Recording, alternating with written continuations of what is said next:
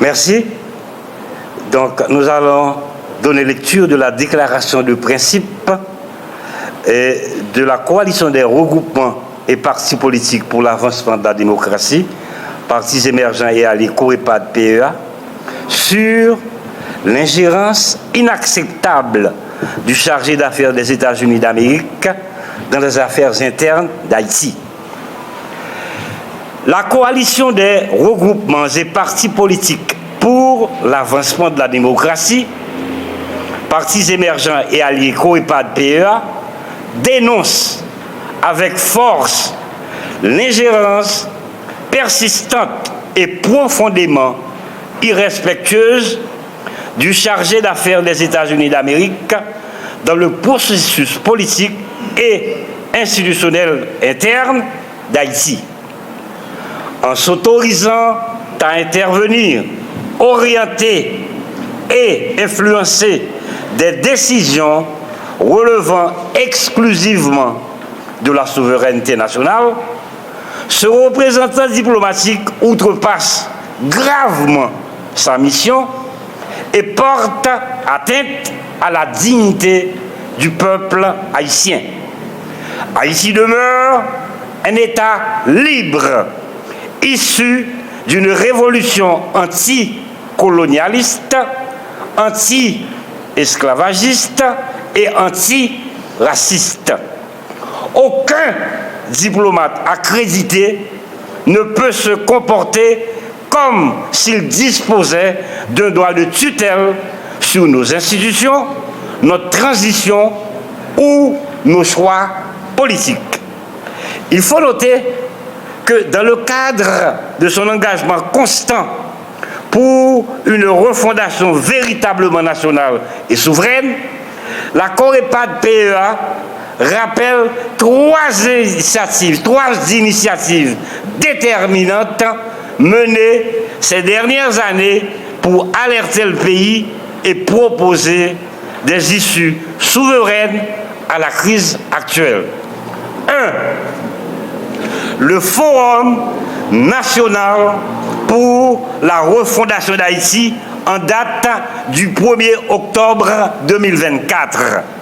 Ce grand rendez-vous citoyen et politique, organisé par la COREPAD PEA, avait étudié en profondeur l'impasse institutionnelle provoquée par un conseil présidentiel de transition, CPT, devenu ingouvernable, illégitime et traversé par des intérêts contradictoires.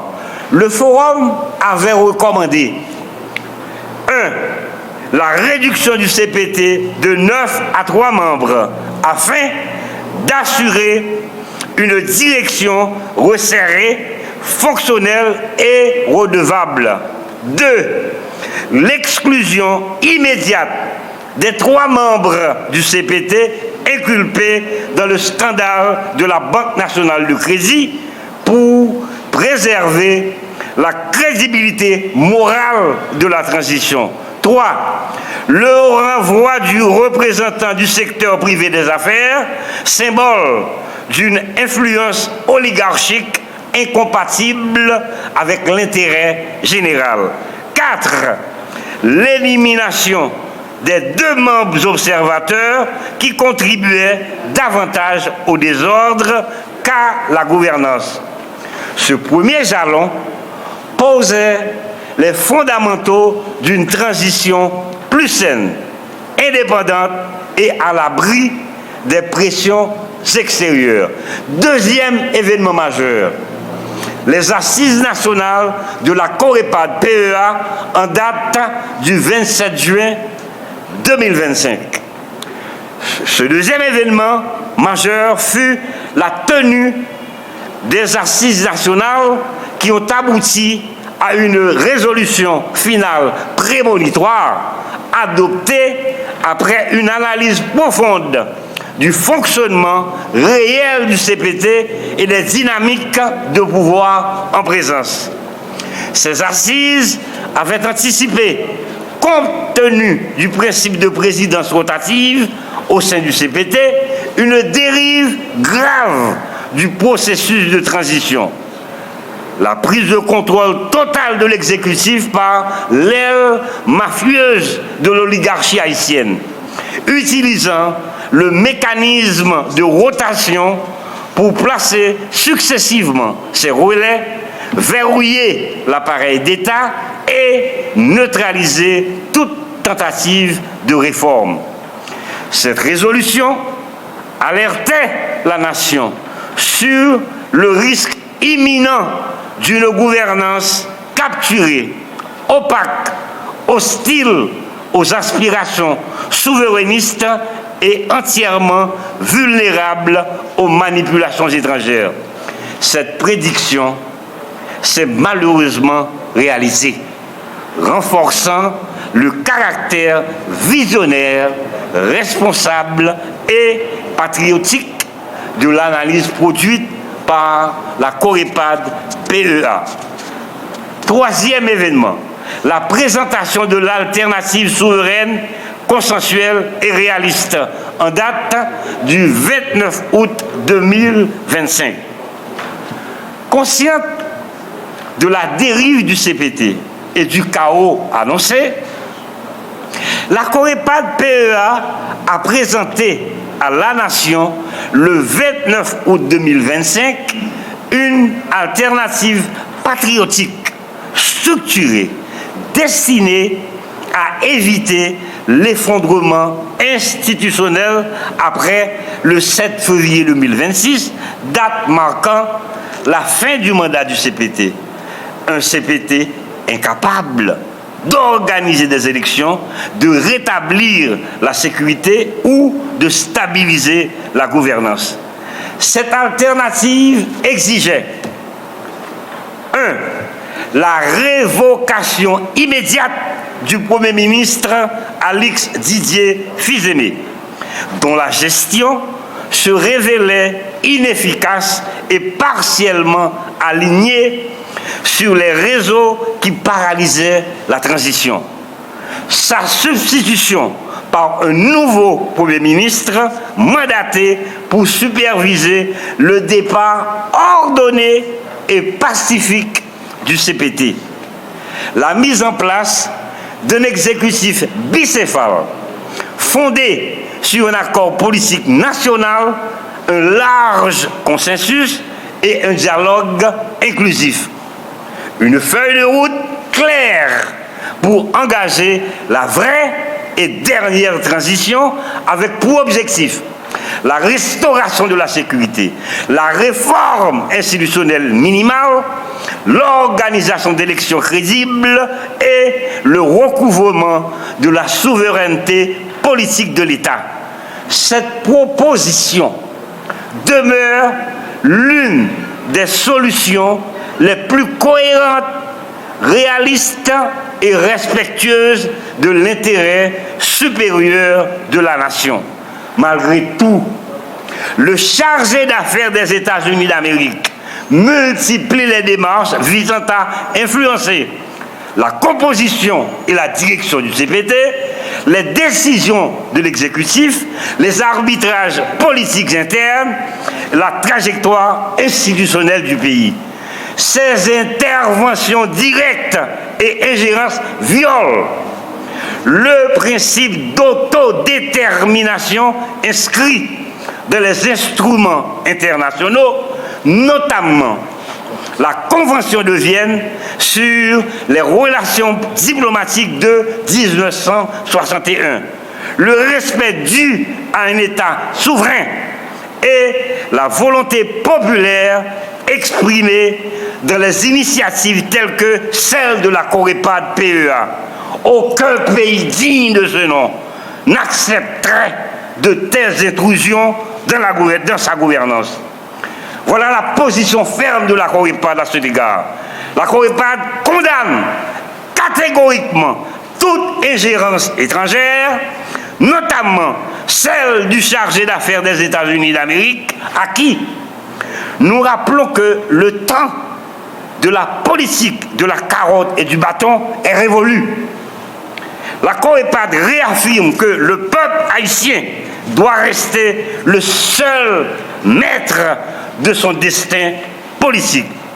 La COREPAD rappelle que les 3 événements majeurs précités qu'elle a conduits dessinent une voie patriotique, cohérente et crédible pour sortir de la crise. La COREPAD invite toutes les forces nationales, démocratiques et souverainistes à se mobiliser pour défendre la dignité du pays. Enfin, la COREPAD exige que toutes les missions diplomatiques respectent strictement leurs limites, conformément aux conventions internationales. Haïti n'a pas besoin de directives étrangères.